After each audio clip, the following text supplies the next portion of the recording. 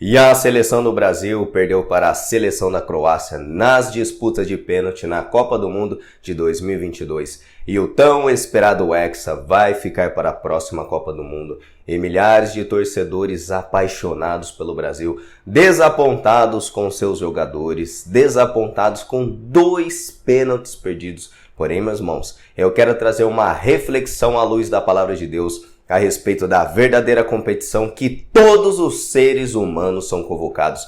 Vamos ler o texto bíblico das Sagradas Escrituras. Não sabeis vós que os que correm no estádio, todos na verdade correm, mas um só leva o prêmio. Correi de tal maneira que o alcanceis. Todo atleta em tudo se domina. Aqueles para alcançar uma coroa corruptível, nós, porém, a incorruptível. Assim, corro também eu, não sem meta, assim luto, não como desferindo golpes no ar, mas esmurro meu corpo e o reduzo à escravidão, para que, tendo pregado a outros, não venha eu mesmo a ser desqualificado.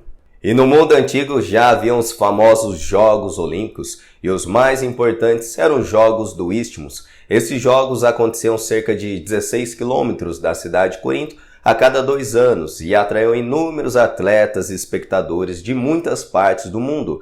E o apóstolo Paulo presenciou as corridas realizadas na cidade de Corinto e também as lutas famosas de boxe. E como ele pregou o evangelho na cidade de Corinto, é bem provável que ele tenha até assistido muitos desses esportes. E nessa passagem que acabamos de ler, o apóstolo Paulo faz uma alusão aos esportes olímpicos da sua época e aplica uma metáfora aos cristãos que estão em busca de uma recompensa celestial. E nessa passagem conseguimos, meus irmãos, extrair 3 lições importantes. E nessa primeira exortação, o apóstolo Paulo, ele quer transmitir para os cristãos que a vida cristã é como uma competição. E nesse texto que eu li, eu quero compartilhar algo muito importante com vocês. O verbo correr aparece 2 vezes, temos o verbo lutar, o verbo esmurrar, e todos esses verbos em grego estão no tempo presente, que denotam uma ação contínua. Ou seja, meus irmãos, Paulo usa esses verbos para descrever que a vida cristã se trata realmente de uma competição, que nunca podemos sequer dormir nessa batalha, pois o que está em jogo é a nossa alma. Observe agora o texto: correi de tal maneira que o alcanceis, no versículo 24. E essa palavra correr é uma metáfora para os cristãos em sua jornada da pátria celestial. E Paulo quer enfatizar a necessidade da perseverança na vida cristã para obtermos a coroa da salvação. E em outras passagens no livro de Filipenses, o apóstolo Paulo, ele escreve acerca dessa verdade. Vamos ler. Não que eu tenha já recebido ou tenha já obtido a perfeição, mas prossigo para conquistar aquilo para que também fui conquistado por Cristo Jesus. Irmãos, quanto a mim, não julgo havê-lo alcançado, mas uma coisa faço, esquecendo-me das coisas que para trás ficam, e avançando para as que diante de mim estão, prossigo para o alvo, para o prêmio da soberana vocação de Deus em Cristo Jesus. Porém, qual a finalidade ou objetivo de todo esse esforço que o apóstolo Paulo está ensinando, meus irmãos, nesse livro de Coríntios? Meus irmãos, o apóstolo Paulo está assegurando, é o troféu magnífico que é a salvação em toda a sua plenitude, onde não haverá mais choro nem pecado, e nós estaremos em um lugar de plenitude com Cristo. Esse é um esforço da perseverança da fé, e ele enfatiza com essas palavras: esquecendo-me das coisas que ficaram para trás, eu avanço para o alvo, para as coisas que estão diante de mim. E a segunda lição é na diferença da premiação dos cristãos e dos atletas seculares. Os atletas olímpicos, na época do apóstolo Paulo, sempre foram conhecidos por terem uma dura luta de corpo, mente, exercícios árduos, alimentação adequada para os esportes e um descanso correto. E na época do apóstolo Paulo, os atletas faziam toda essa autodisciplina, não para ganhar uma medalha de ouro, igual os atletas dos nossos dias, e até uma enorme quantidade de dinheiro, muitos patrocínios, como a FIFA concede para os ganhadores da Copa. Mas os comentaristas bíblicos, através da arqueologia e costumes daquela época, diziam que eles faziam tudo isso por uma coroa feita de pinho ou salsa, meus irmãos em Cristo. Imagina essa grande labuta estressante para ganhar uma coroa feita de salsa que já estaria murcha. Independente, meus irmãos, se os atletas dos nossos dias, eles ganham muito dinheiro, toda conquista, medalha, fama, pódio, vão perecer. E um dia o seu nome vai ser esquecido. O nome do Neymar também, do Pelé, do Messi, do Maradona. Todos serão esquecidos e tudo isso vai acabar. E tudo que vai restar é o que fizemos para Deus, como vivemos nesse mundo. Será que o nosso coração estava fixado na eternidade com Cristo Jesus?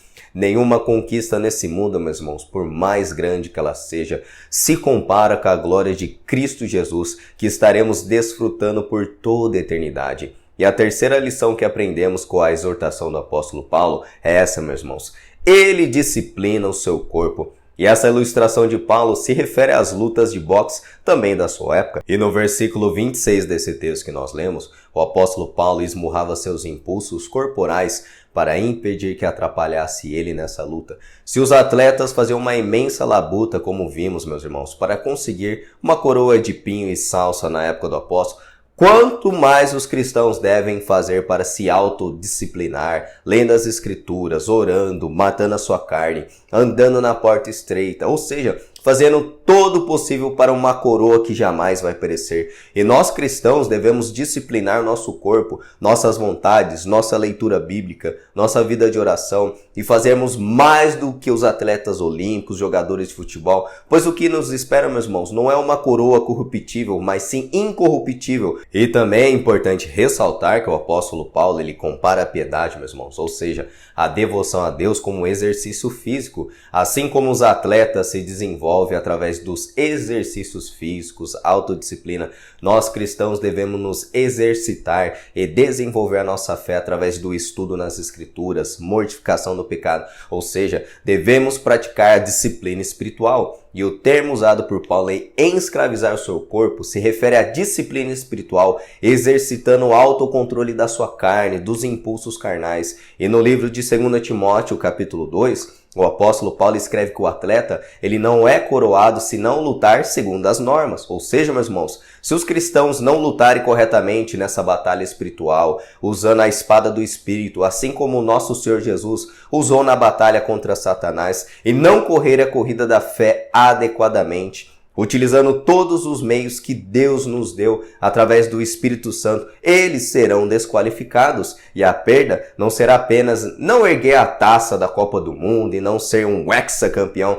mas condenação eterna. E essa é a reflexão que todos os seres humanos devem pensar e meditar acerca do estado da sua alma. Existe, meus irmãos, uma corrida celestial, existe uma luta pela sua alma, existe um céu, existe um inferno, existe uma coroa da vida e a condenação eterna. E muitos brasileiros estão chorando com a derrota do Brasil. Porém, meus queridos irmãos em Cristo, a pessoa mais amorosa do mundo, que é o Filho de Deus, Jesus Cristo, avisou a humanidade que no inferno haverá choro e ranger de dentes. Qual a sua preocupação real nesse momento com a sua alma ou com a perda do hexacampeonato do Brasil? Faça essa reflexão e examine o seu coração.